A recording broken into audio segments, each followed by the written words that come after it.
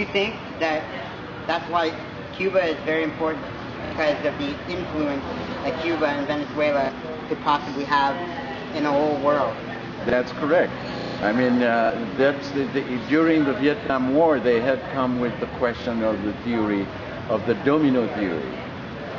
They say if we let Vietnam go, Cambodia will go, Laos will go, etc., etc. And I think they can see Latin America as another domino theory. And so I think that's why they want to extinguish any fire before it gets into the forest.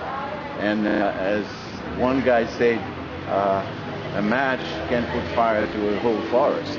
What kind of threat can Venezuela pose to the United States? Actually, in fact, if you look at it, it's not just oil. This is a very free country, the United States, freest in the world. So we have more access to government records than anywhere. Now, we don't have the records yet for Venezuela's internal documents, too recent, but we have them for Cuba. And you go back to the records from Cuba, which are very rich, and you can see very clearly the sources of the U.S. effort to strangle and destroy Cuba. There was no oil, no resources there. You go back to the internal documents of the Kennedy, early Johnson years. These are the Democrats, remember, the Democratic liberals. What they were saying, the State Department and others, is that what's intolerable about Cuba is what they call Cuba's successful defiance of U.S. policies going back 150 years to the Monroe Doctrine. No Russians. Monroe Doctrine stated the U.S. was not powerful to implement it at the time, powerful enough, but the principle of it was the U.S. was going to control the hemisphere. And Cuba was acting in successful defiance of this principle. Furthermore, you go back to the Kennedy liberals, Arthur Schlesinger, head of Kennedy's Latin American mission, one of his advisors. What he says in the internal documents is that the threat to the United States, he said, is real. It's what he called the spread of the Castro idea of taking matters into your own hands. An idea, he said, which will appeal to other people in Latin America who are similarly oppressed. The U.S. was backing hideous dictatorship. And this will appeal to other people who are similarly distressed. They may try to take their lives into their own hands. That can spread.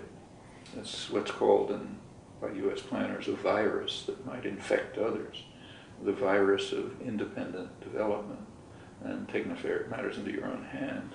And that plus successful defiance were enough to instigate the Kennedy's terrorist war, which was no joke. It was a serious terrorist war, in fact, continues to the present, but not with the intensity of Kennedy. Terrorist war and economic strangulation, which continues. I mean, the latest, was just another, every year there's a vote on it at the United Nations. The latest vote, which I don't think was even reported here, it is elsewhere, was 184 to 4. The 4 are the United States, Israel, which reflexively votes with the United States. It was Palau and the Marshall Islands. Those are the 4. I think Micronesia abstained. Okay, that's the vote. Yeah, and in fact, that's the way it is consistently. I mean, the whole world. In fact, this embargo is condemned as illegal by just about every relevant international body, even the Organization of American States, which is very pliable. And there was just an Ibero-American conference, Spain, the Latin American countries, in Spain a couple of weeks ago. I also don't think it was reported.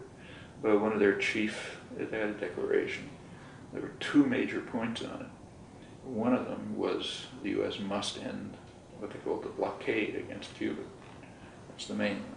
Second one, also interesting, the U.S. must extradite Luis Posada Carriles. Venezuela wants to extradite him. The U.S. has an extradition treaty, but the U.S. is refusing to extradite him. All kind of pretexts. He's one of the most notorious international terrorists. He's wanted in Venezuela for his probable role in blowing up a Cubana airliner over Venezuela, which killed 73 people.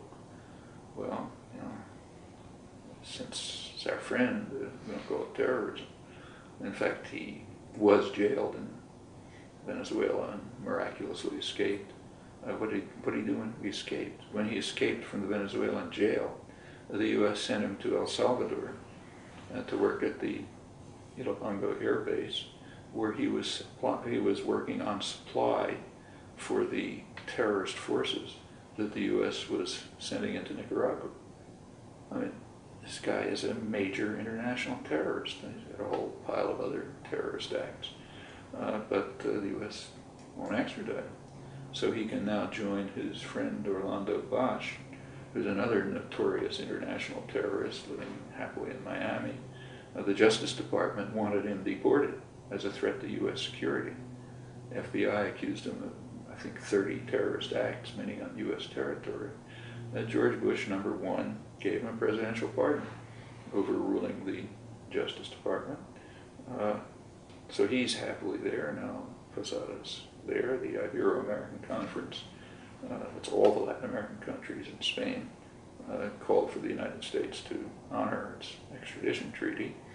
The U.S. Embassy in Spain put tremendous pressure on them to drop both of those demands.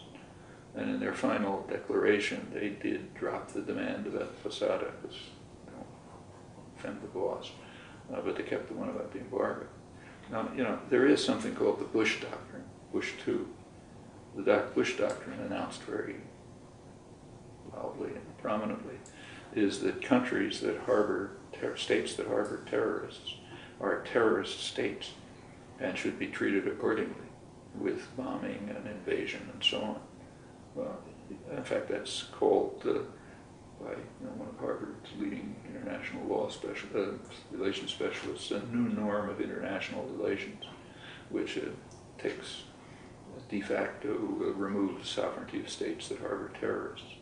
Anybody calling for the United States to be bombed? Or anybody saying other countries that are threatened by us should be carrying out terrorist acts in the United States?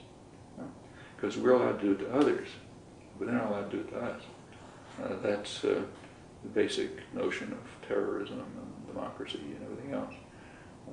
And it's not unique to the United States. Other major powers, great powers in history, have had similar doctrines. It's a little more disgusting in the United States because this is a free country. It's not Russia. So if people want to protest, object to it, they don't have to be afraid. So therefore they can't plead fear like, say, the commissars could, or intellectuals in Nazi Germany could legitimately plead fear if they shined the master's shoes. Here you can't. It's just cowardice.